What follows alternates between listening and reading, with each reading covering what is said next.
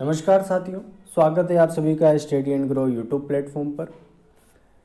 ये वीडियो हमारा होगा संविधान की अनुसूचियों से रिलेटेड और इसमें हम एज इट इज़ जो भी बातें महत्वपूर्ण हैं उनकी बात हम करेंगे और हर एक लाइन और हर एक तथ्य यहाँ पे महत्वपूर्ण होने वाला है, तो ध्यान से देखिएगा।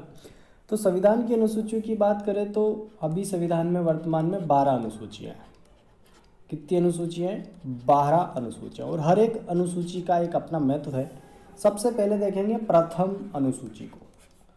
प्रथम अनुसूची की बात करें तो इसमें किसका उल्लेख है? इसमें राज्यों के बारे में उल्लेख है, राज्यों के बारे में। इसमें राज्यों की संख्या का उल्लेख है और इसके नाम का उल्लेख है।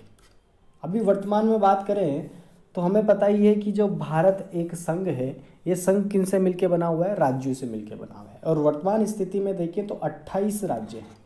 कितने राज्य? 28 राज्य हैं और 8 केंद्र शासित प्रदेश है। केंद्र शासित प्रदेश, केंद्र शासित प्रदेश कितने हैं? 8 है और 28 राज्य हैं। ये स्थिति कब अस्तित्व में आई? 28 राज्य और 8 केंद्र शासित प्रदेश। तो अभी अपन बात करें 2019 की, तो 2019 में एक एक्ट आया, Jammu and Kashmir J&K reorganisation act. Reorganisation act कब आया? 2019 में। तो इसके तहत जम्मू कश्मीर और लद्दाख को अलग अलग केंद्र शासित प्रदेश घोषित कर दिया गया था। और इसका क्या फ़ायदा हुआ कि जो भारत का जो एक वो है कि एकल नागरिकता होनी चाहिए, तो एकल नागरिकता का जो संकल्पना है वो सत्य सिद्ध हो गई। क्योंकि जम्मू कश्मीर में जो रहने वाले लोग थे, पहले वहाँ की नागरिकता अलग होती थी और अन्य जो जगह पे राज्यों में रहने वाले लोग हैं उनकी नागरिकता अलग होती थी।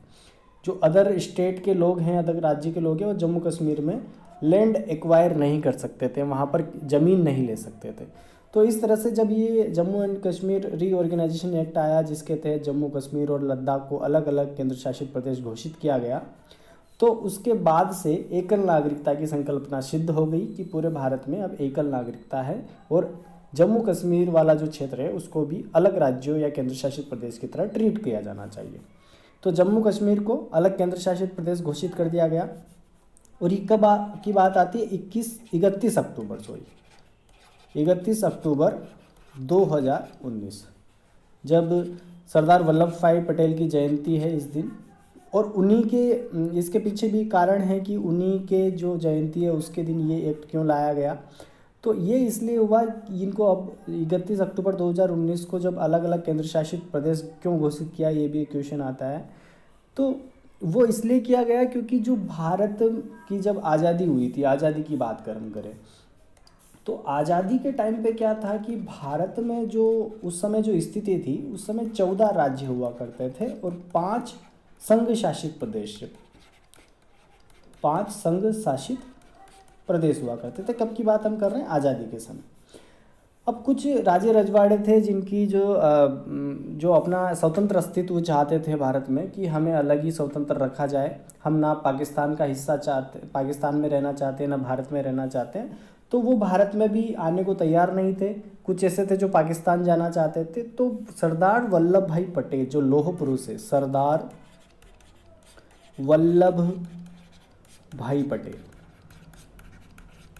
तो इनके प्रयासों से क्या हुआ? भारत का एकीकरण हुआ और इन्होंने मेहनत करके जो 500 से ज़्यादा रियासतों को किस में मिलाया? भारत में मिलाया। तो उन्हीं की जयंती है 31 अक्टूबर को 2019 को। 31 अक्टूबर जो 2019 में रीऑर्गेनाइजेशन एक्ट आया, इसके तहत फिर उनको अलग किया गया। तो उस समय आज़ादी के समय 14 राज्य, 5 के संघ शासित प्रदेश थे। फिर क्या हुआ कि जब सरदार वल्लभ भाई के पटेल के प्रयासों से इन भारत के राज्यों में जो उन रियासतों को मिलाया गया, तो उस समय का एक और ध्यान हमें रखना है, जो 1 नवंबर 1956, तो उस समय क्या होता था कि 1 नवंबर 1956 को भारत का एकीकरण हुआ और उस समय भारत में 14 राज्य और 6 केंद्र शासित प्रदेश थे। 6 केंद्र शासित प्रदेश। अब पहले 14 राज्य, 5 केंद्र शासित प्रदेश थे और 1 नवंबर 1956 को 14 राज्य और 6 केंद्र शासित प्रदेश थे। तो आज़ादी से यहाँ तक 1956 तक आज़ादी जब 1947 में मिली, उसके बाद सभी रियासतें अलग अलग होना चाहती, तो उन रियासतों का एकीकरण किया गया और भारत के राज्यों में उनका एकीकरण हुआ। वो किन के प्रयासों से हुआ? सरदार वल्लभ भाई पटेल के प्रयासों से। और जब ये 1956 में 14 राज्य और 6 केंद्र शासित प्रदेश थे, उसके बाद भी बहुत सारे राज्यों में भाषाई आधार पर मांग उठने लगी कि हमको अलग किया जाए। तो धीरे धीरे करके वर्तमान में इस स्थिति में अपन आ चुके हैं कि बहुत सारे राज्यों का बंटवारा हो गया, धीरे धीरे वो 2 राज्य बन गए और इस तरह से इनकी संख्या बढ़ती गई और अभी वर्तमान में स्थिति 28 राज्य और 8 केंद्र शासित प्रदेशों की है। तो प्रथम अनुसूची में यही उल्लेख है कि भारत में राज्यों की संख्या और नाम का उल्लेख है। कौन सी अनुसूची की बात कर रहे हैं? प्रथम अनुसूची की। और 1956 में 14 राज्य और 6 केंद्र शासित प्रदेश थे, तो इस समय जो एक्ट आया था उसका नाम है 1956 का राज्य पुनर्गठन अधिनियम। तो ये राज्य पुनर्गठन अधिनियम, राज्य पुनर्गठन अधिनियम 1956, राज्य पुनर्गठन अधिनियम 1956 आया था। और ये कब आया था? 7वें संविधान संशोधन के ब्याह पे। तो 7वां संविधान संशोधन हुआ, उसके तहत राज्य पुनर्गठन अधिनियम आया और 1956 में जब कंप्लीट भारत में विलय हो गया सभी रियासतों का, तो उसके बाद उस समय जो स्थिति थी वो 14 राज्य और 6 केंद्र शासित प्रदेशों की थी। और वर्तमान में स्थिति क्या है? 28 राज्य और 8 केंद्र शासित प्रदेश। तो ये कुछ इतिहास भी ध्यान रखना है जो मॉडर्न इंडिया का है, हमारे भारत का। तो प्रथम अनुसूची में क्या है? राज्यों के नाम और इनकी संख्या का वर्णन दिया हुआ है। उसी तरह बात करें द्वितीय अनुसूची की, कि द्वितीय अनुसूची में क्या है? तो द्वितीय अनुसूची में जो भी संवैधानिक पद है, दूसरी अनुसूची, तो दूसरी अनुसूची में जितने भी संवैधानिक पद है, संवैधानिक पद का क्या मतलब है? संवैधानिक पद के जो वेतन और भत्ते हैं, उन वेतन और भत्तों का वर्णन मिलता है दूसरी अनुसूची में। तो संवैधानिक पद कौन कौन से हैं? जैसे मान लो कौन सा संवैधानिक पद हो गया? केग हो गया, न्यायालयों के न्यायाधीश हो गए, महान्यायवादी हो गए, राष्ट्रपति हो गया, लोकसभा का अध्यक्ष हो गया, ये सब संवैधानिक पदों पर आसीन लोग हैं। तो इनको जो वेतन और भत्ते मिलते हैं, ये किसकी इसमें इसका वर्णन कौन सी अनुसूची में? दूसरी अनुसूची में। और यहाँ पे एक चीज़ और ध्यान रखनी है हमें कि जो राष्ट्रपति की जो स्थिति केंद्र में होती है, वो स्थिति राज्यपाल की होती है किसी भी राज्य में। तो इन दोनों का जो वेतन होता है, उस वेतन को एक शब्द के नाम से जाना जाता है, जिसको हम बोलते हैं इमोलुमेंट्स या फिर उपलब्धियाँ।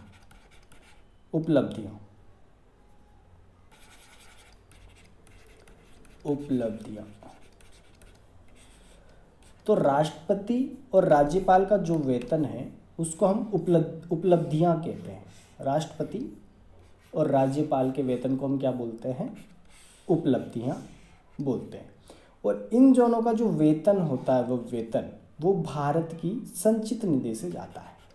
तो भारत की संचित निधि से इनका वेतन जाता है, किसका? राष्ट्रपति और राज्यपाल का। और वेतन और भत्तों का उल्लेख किसमें? दूसरी अनुसूची में।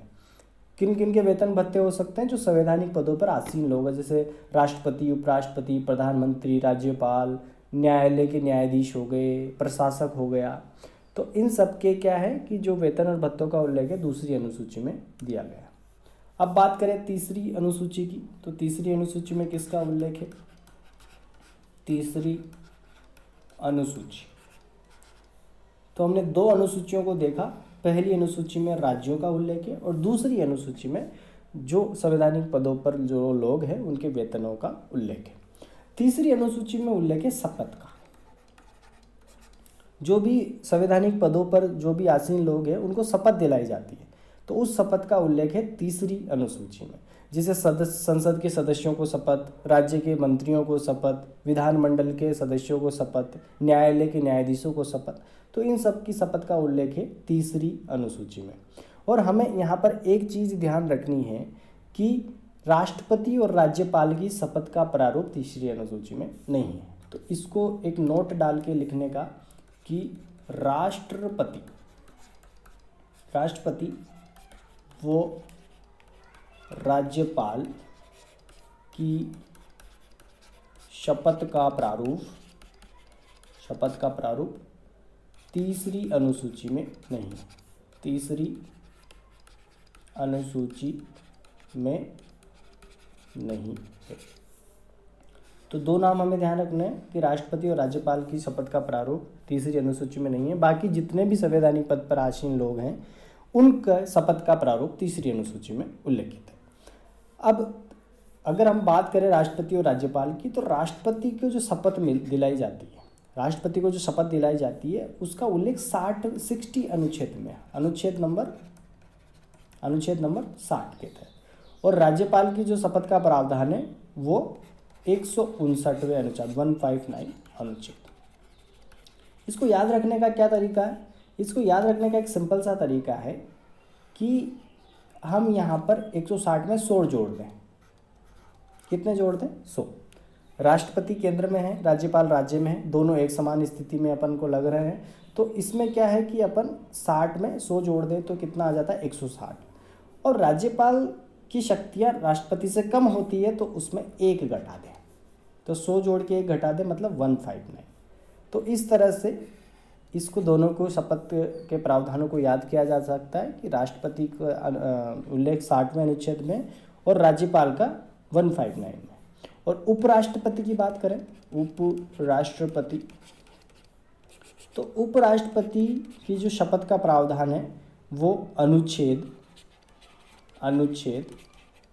69 में। वैसे जब अपन अनुच्छेदों की क्लास लेंगे तो उसमें पूरा विस्तार से देखेंगे कि कौन सा अनुच्छेद किससे रिलेटेड है।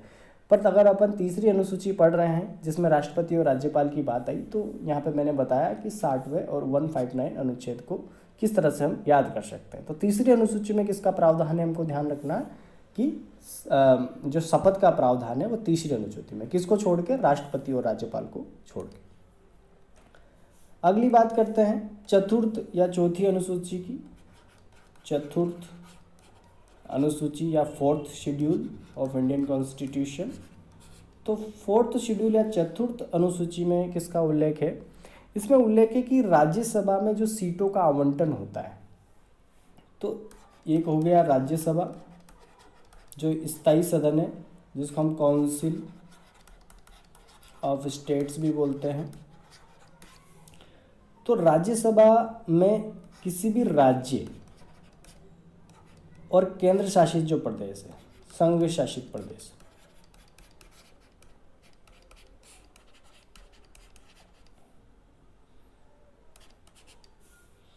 तो राज्य और संघ शासित प्रदेशों की जो सीटों का आवंटन है, सीटों का आवंटन किस प्रकार करना है, कौन सी राज्य को कितनी सीटें दी जाएगी राज्यसभा में और संघ शासित प्रदेश की कितनी सीटें निर्धारित की जाएगी, तो उसका उल्लेख है चतुर्थ अनुसूची में या फिर चौथी अनुसूची में। तो इस तरह से ध्यान रखना है कि राज्यसभा दो सदन होते हैं, एक तो लोकसभा होता है, ठीक है, और एक वो राज्यसभा होता है। तो लोकसभा का जो अध्यक्ष जो पद है उनका एक अध्यक्ष होता है जो अभी प्रेजेंट में ओम बिरला जी है, ओम बिरला जी। और राज्यसभा का जो सभापति होता है वो उपराष्ट्रपति होता है, उपराष्ट्रपति। और इसको वेतन राज्यसभा के सदस्य के रूप में दिए जाते हैं। तो ये एक स्थायी सदन है जो भंग नहीं होता, एक स्थायी सदन, स्थायी सदन। तो स्थायी सदन में जो राज्य और संघ शासित प्रदेशों को कितनी सीटों का आवंटन करना है, वो किस प्रकार करना है, वो चतुर्थ अनुसूची में दिया है। बेसिकली जनसंख्या के आधार पर होता है। 1971 की जो जनगणना होती है उसकी जनसंख्या के आधार पर इन सीटों का आवंटन अभी तक किया जा रहा है। तो चतुर्थ अनुसूची में इनका उल्लेख है। अगली अनुसूची की बात करते हैं, पांचवी अनुसूची। पांचवी अनुसूची, पांचवी अनुसूची में किस चीज़ का उल्लेख है? पांचवी अनुसूची की बात करें तो इसमें एससी और एसटी का जो क्षेत्र है उनका प्रशासन कैसे होगा, वहाँ पर नियंत्रण कैसे होगा, उसका उल्लेख है। तो एससी वो एसटी क्षेत्रों का प्रशासन व नियंत्रण, इसका उल्लेख है। एससी मतलब शेड्यूल्ड कास्ट और शेड्यूल्ड ट्राइब, अनुसूचित जाति और अनुसूचित जनजाति क्षेत्रों का प्रशासन और नियंत्रण, इसकी जानकारी किसमें है? 5वीं अनुसूची में। और उसी तरह यहाँ पर एक और अनुसूची देख लेते हैं, 6ठी अनुसूची। 6ठी अनुसूची, और 6ठी अनुसूची में जो उल्लेख है वो 4 राज्यों का उल्लेख है। और वो कौन से राज्य हैं? जनजातीय राज्य, जहाँ पर जनजाति बहुत ज़्यादा पाई जाती है। जैसे एक तो असम हो गया, एक मिजोरम, असम, मिजोरम, मेघालय और त्रिपुरा। मेघालय और त्रिपुरा।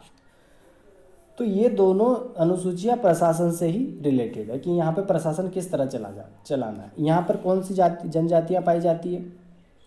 जनजाति क्षेत्र है ये, जनजाति क्षेत्र।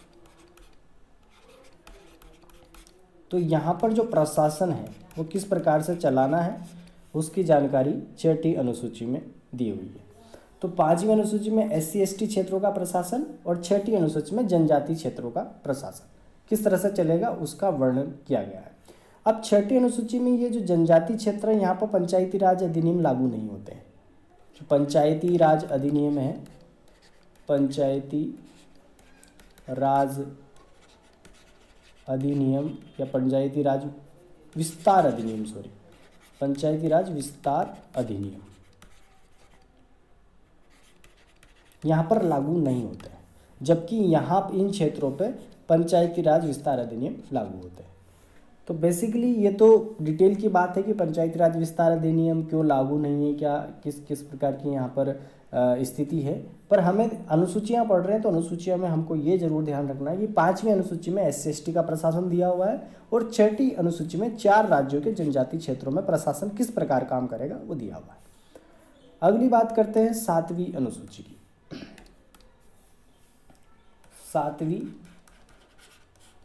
अनुसूची काफ़ी बार बहुत सारे एग्जामों में प्रश्न आया हुआ है 7वीं अनुसूची के बारे में, इसलिए ये महत्वपूर्ण है, तो इसको ध्यान से सुनना कि 7वीं अनुसूची में जो शक्तियां हैं उनका पृथक्करण किया गया है। किस किस में? केंद्र और राज्य में। तो 7वीं अनुसूची में 3 सूचियां दी हुई है। एक तो है संघ सूची, संघ सूची, एक है राज्य सूची और तीसरी है समवर्ती सूची। समवर्ती सूची, संघ सूची में ऐसी सूची है जिसमें कुछ विषय निर्धारित किए गए हैं। कुछ विषय हैं इसमें कि उन विषयों पर जो कानून बनाने के जो अधिकार है वो केवल किसको है? केंद्र कानून बना सकता है।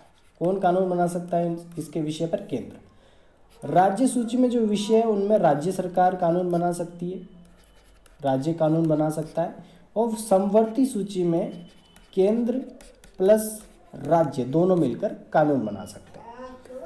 तो संघ सूची में, राज्य सूची में और समवर्ती सूची में अंतर क्या हो गया कि संघ सूची में जो भी विषय है उनमें कानून कौन बनाएगा? केंद्र। राज्य सूची के जो विषय है उनमें कानून बनाएगा राज्य और समवर्ती सूची में दोनों कानून बना सकते हैं। तो ऐसे कौन कौन से विषय हैं? अभी वर्तमान में बात करें तो संघ सूची में विषयों की संख्या 98 ऐसे विषय हैं जिन पर केंद्र कानून बना सकता है। 59 ऐसे हैं जो राज्य कानून बना सकता है और समवर्ती सूची में 52 विषय हैं। तो संघ सूची की बात करें तो इसमें केवल अधिकार किसको है? केंद्र को अधिकार है।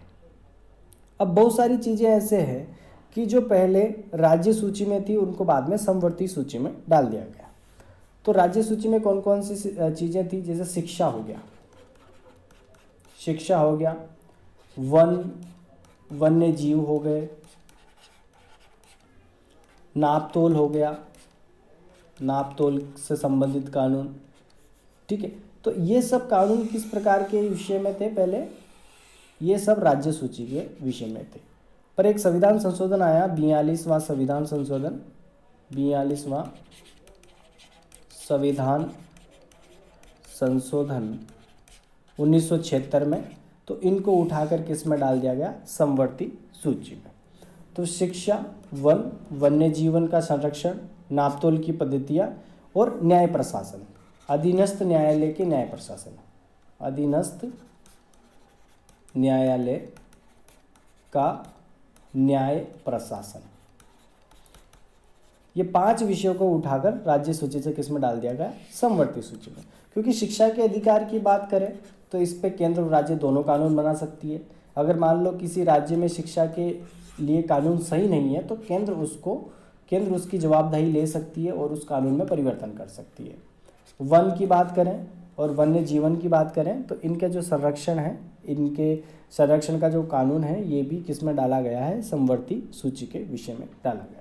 तो 7वीं अनुसूची महत्वपूर्ण है, जिसमें तीन सूचियाँ हैं, संघ सूची, राज्य सूची और समवर्ती सूची। क्या मतलब है कि संघ सूची में कानून केंद्र बना सकती है, राज्य सूची के विषय पे कानून राज्य बना सकता है और समवर्ती सूची के विषय पे केंद्र और राज्य दोनों कानून बना सकती है। दोनों कानून अब कौन से विषय हैं, 5 विषय हैं जिनको 42वां संविधान संशोधन में राज्य सूची से किस में डाल दिया गया, समवर्ती सूची में डाल दिया। उसके बाद हम बात करें 7वीं अनुसूची के बाद तो हम बात करते हैं 8वीं अनुसूची की। 8वीं अनुसूची, अभी हम अनुसूचियों का टॉपिक देखें तो ये 5 मिनट का टॉपिक है वैसे, कि हम डायरेक्टली हम यूँ समझेंगे कि प्रथम अनुसूची में राज्यों का वर्णन है, द्वितीय अनुसूची में वेतन भत्तों का, तीसरे में शपथ का, चौथे में जो राज्यसभा की सीटें हैं उनका वर्णन है। तो इस तरह से हम 5 मिनट में इनको याद कर सकते हैं। पर डिटेल क्या चीज़ है, जैसे अपन ने बात की संघ, राज्य और समवर्ती सूची की, तो मैं बस यूँ बता देता कि संघ, राज्य और समवर्ती सूची का जो वर्णन है वो 7वीं अनुसूची में। पर अपन ने 42वें संविधान संशोधन की भी बात करी, कौन से 5 विषय थे उनको डाला, तो ये हम डिटेल में भी बात कर रहे हैं ताकि जब अपन संविधान संशोधन पढ़ें तब भी इन चीज़ों को दोबारा हम रिवाइज कर सकें। जैसे अभी 8वीं अनुसूची को हम समझेंगे तो मैं सिंपल सा इसमें कह सकता हूँ कि इसमें जो संवैधानिक भाषा है उनका उल्लेख है। पहले तो 14 भाषाएँ हुआ करती थी और अभी कितनी है वर्तमान में, 22 भाषा है। तो अब मैं ये बता के भी छोड़ सकता हूँ कि 8वीं अनुसूची में जो भाषा है उनका जो भारत की भाषा है उनका उल्लेख किया गया है। तो 8वीं अनुसूची में वर्तमान में कितनी भाषाएं, 22 भाषाएं। पर अगर अपन इतिहास की बात करें कि किस तरह से पहले 14 भाषाएं थी, फिर बाद में वर्तमान में 12 भाषाएं हो गई, तो उनका भी अपन देख सकते हैं। जैसे पहली जो 14 भाषाएं थी उनकी बात करें तो उसमें थी एक तो असमिया थी, संस्कृत थी, कन्नड़, कश्मीरी, पंजाबी, उर्दू, गुजराती, बंगला, तमिल, मलयालम, मराठी, तेलुगु, उड़िया और हिंदी। 1 2 3 4 5 6 7 8 9 10 11 12 13 14, तो ये टोटल 14 भाषाएं थी। पहले जब संविधान का निर्माण हुआ था 14 भाषाएं इसमें रखी गई। असमिया, संस्कृत, कन्नड़, कश्मीरी, पंजाबी, उर्दू, गुजराती, बंगला, तमिल, मलयालम, मराठी और ये तेलुगु, उड़िया और हिंदी। तो उसके बाद भाषाई आधार पर राज्यों की मांग उठने लगी कि हमारी भाषाओं को भी 8वीं अनुसूची में सम्मिलित किया जाता है, इसको भी कानूनी दर्जा मिले। तो उस तरह से संविधान संशोधन होते रहे और भाषाएं ऐड होती रही। तो उनकी हम बात करेंगे तो हम यहाँ पर महत्वपूर्ण संविधान संशोधनों को देखेंगे। तो पहले देखते हैं 1967 का संविधान संशोधन। तो 1967 में 21वां संविधान संशोधन हुआ। कौन सा? 21वां संविधान संशोधन हुआ 1967 में। इसमें सिंधी को ऐड किया गया, सिंधी भाषा को। ये कौन सी भाषा बन गई? 15वीं। पहले कितनी भाषा थी? 14। 1967 में संविधान संशोधन हुआ। कौन सा? 21वां संविधान संशोधन। और एक और भाषा जोड़ दी गई, 15वीं, सिंधी। उसके बाद में 1992 में संविधान संशोधन हुआ 71वां।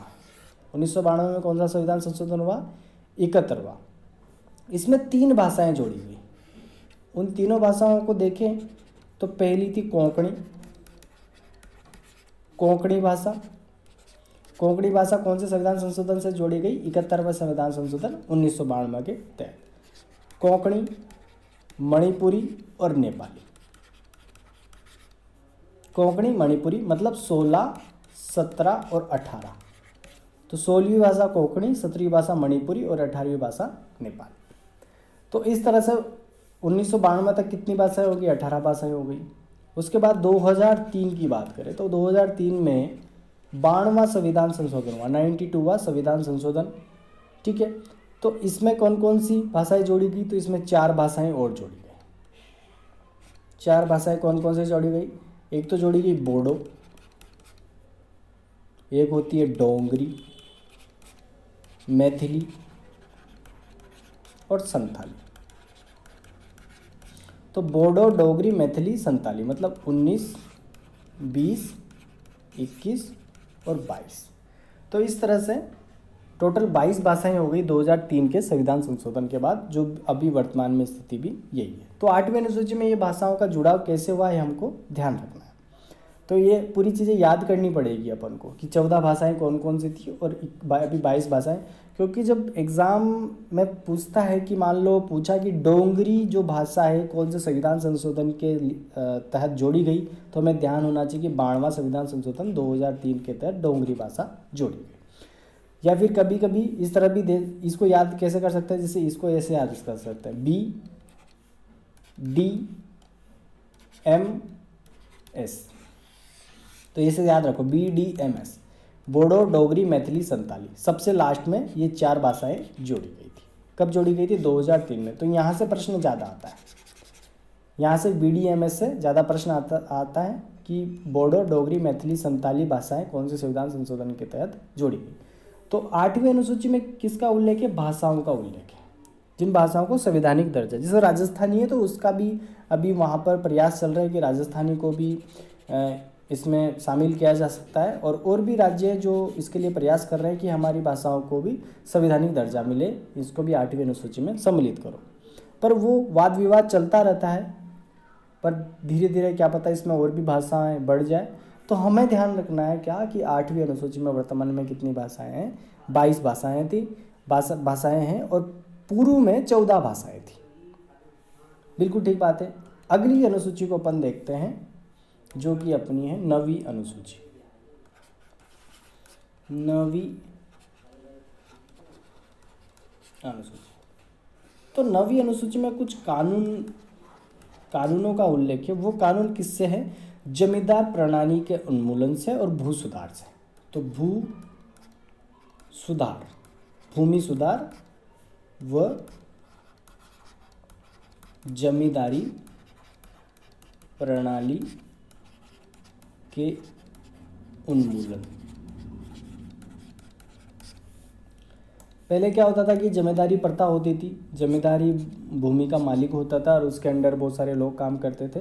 तो उसके वो जो कानून थे उनको मॉडिफाई किया गया और भू सुधार कानूनों में मॉडिफाई किया गया, और वो कौन से अनुसूची में डाला गया?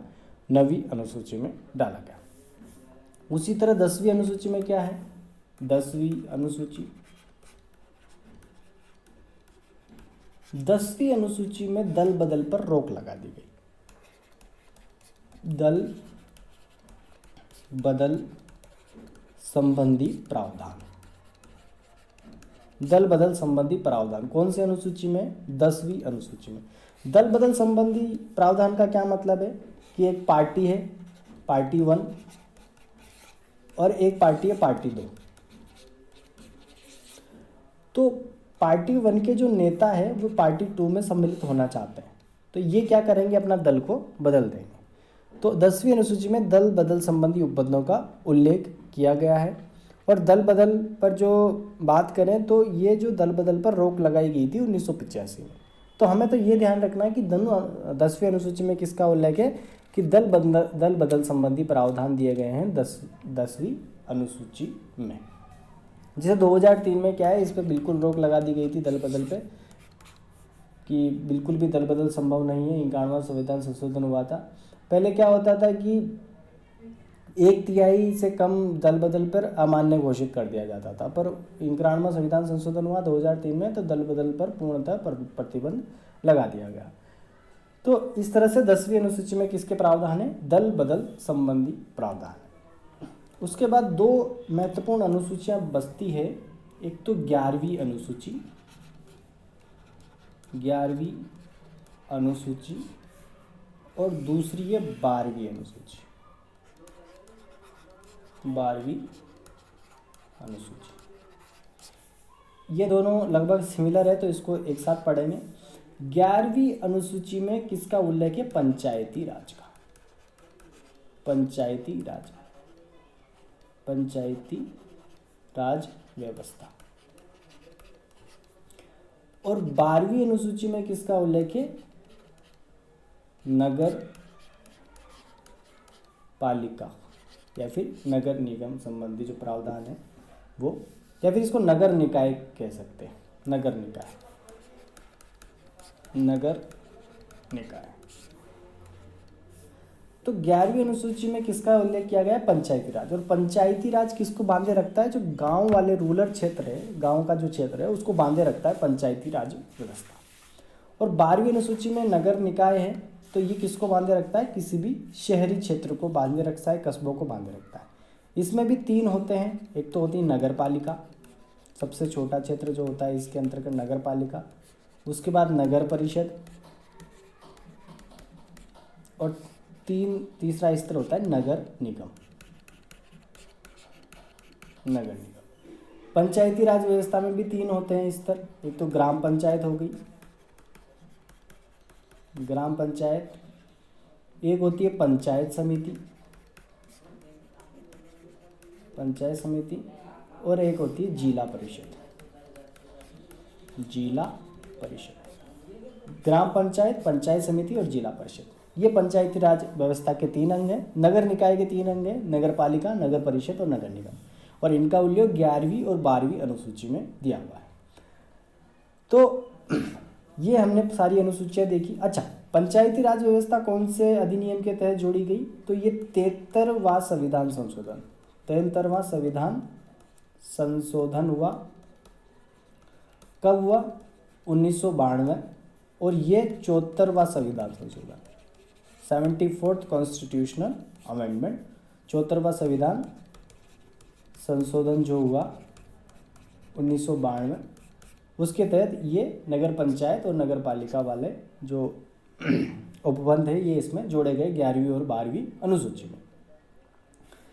ठीक है, तो 73वां संविधान संशोधन 1992, 74वां संविधान संशोधन 1992। हालांकि ये 1992 में इनको पारित किया गया था, पर लागू इनको 1993 में किया था, 1993 में इनको लागू किया गया था। ठीक है, जैसे ये जो 73वां संविधान संशोधन 1992 में, तो ये जब विधेयक लाया गया तो 1992 में लाया गया, पर ये जो पारित हुआ तो पारित हुआ था तो 24 अप्रैल 1993 को पारित हुआ। ये इसकी पारित तिथि है 24 अप्रैल और 1993। और 74वां संविधान संशोधन की बात करते हैं 1 जून 1993 को पारित हुआ। तो 11वीं अनुसूची और 12वीं अनुसूची, इस तरह से इनको ध्यान रखना है।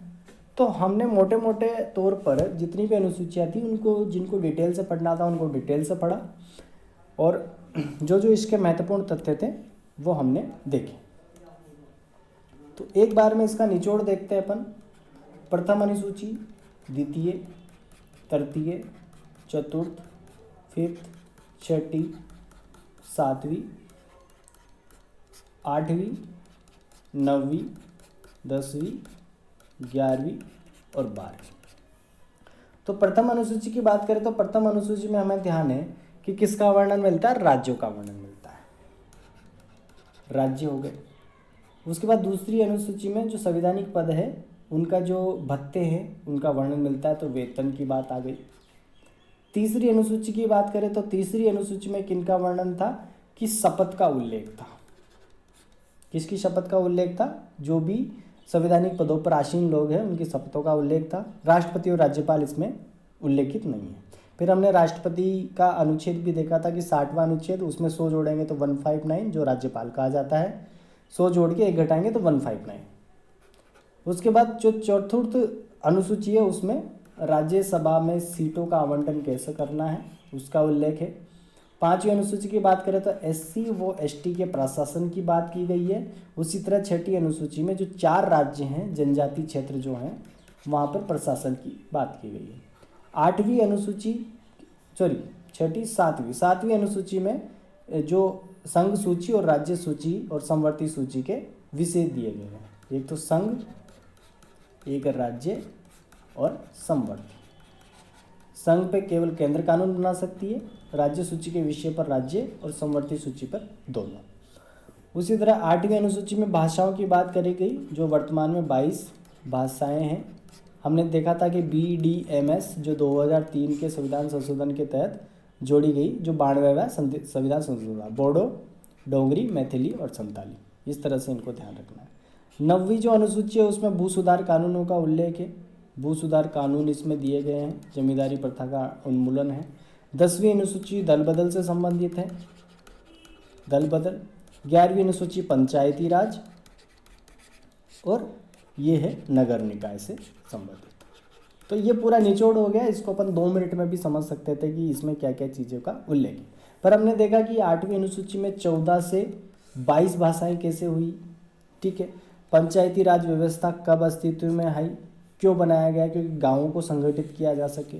नगर निकाय क्यों बनाया गया, क्योंकि शहरों को संगठित किया जा सके, ठीक है। और वेतन की बात हमने करी कि कौन कौन से संवैधानिक पदों पे वेतन मिलते हैं, जैसे राज्यपाल और राष्ट्रपति को वेतन भारत की संचित निधि से दिया जाता है। उनके वेतन को वेतन और भत्ते ना कहकर क्या कहा जाता है, उपलब्धियां कहा जाता है। राज्य में 28 राज्य और 8 केंद्र शासित प्रदेशों कैसे अस्तित्व में आए, आज़ादी के समय किस तरह क्या स्थिति थी। जैसे 28 राज्य और 8 केंद्र शासित प्रदेश की जो लेटेस्ट चीज़ है वो दमन दीव और दादर नागर हवेली का विलय हुआ था, उसके बाद ये 8 हो गए थे, पहले यहाँ पे 9 थे। तो इस तरह से ये सब चीज़ें हमें ध्यान रखनी है। तो इस तरह से ये अब सारी अनुसूचियाँ हमने पढ़ ली है। इसमें जो महत्वपूर्ण अनुसूचियाँ हैं वहाँ जहाँ से प्रश्न ज़्यादा आते हैं, एक तो ये है 7वीं अनुसूची, ये इम्पोर्टेंट है। एक तो ये 7वीं अनुसूची इम्पोर्टेंट है, और दूसरे सबसे ज़्यादा क्वेश्चन आते हैं 11वीं और 12वीं और 8वीं अनुसूची पे। तो ये 4 अनुसूचियाँ तो बिल्कुल ध्यान में रखना। और एक प्रश्न यहाँ से महत्वपूर्ण आता है कि BDMS जो लैंग्वेज है ये कौन से संविधान संशोधन के तहत जोड़ी गई थी, 2003 में जो हुआ था 92वां संविधान संशोधन। तो एक और कक्षा अपन लेंगे, उसमें संविधान संशोधन जितने भी महत्वपूर्ण हुए हैं उनके भी बात हम करेंगे। उसके बाद फंडामेंटल राइट्स, ड्यूटीज़, राष्ट्रपति, प्रधानमंत्री, ये सब देखेंगे धीरे धीरे। तो धन्यवाद साथियों।